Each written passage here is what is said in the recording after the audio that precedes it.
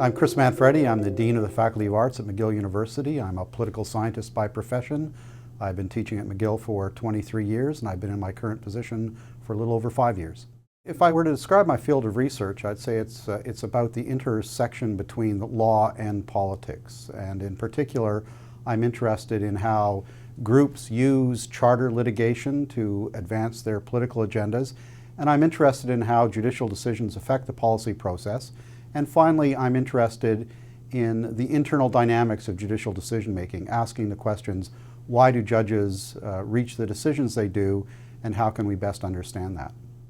Within political science, it was a fairly low-profile field of study up until the 1980s, but of course, once the Charter of Rights and Freedoms became a part of our Constitution, which expanded the role of courts in the political system, judicial politics became a much greater area, much larger area for researchers to look at.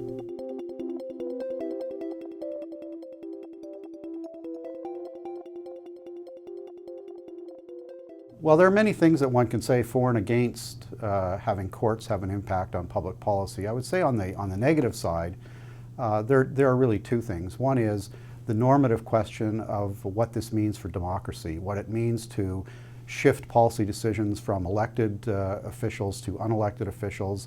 Broadly speaking, that's one of the bigger issues. The second negative issue is whether the adjudicative process, the process by which decisions are made within a court, whether that's the appropriate process for getting the right information that's necessary for making complicated policy decisions. I've always been fascinated with law, and I've always understood law to be an important part of how society develops itself. And so this area of research allows me to combine a number of different things. It allows me to combine an interest in law. There's a normative component to it. We ask a lot of questions about what should good policy be. And there's a political component to it because we're trying to understand the internal dynamics. What are the strategic calculations that the court is making when it comes to a decision? What are the tactics that groups choose in order to advance their agendas in the courts? So it appeals to a number of different areas that I find interesting.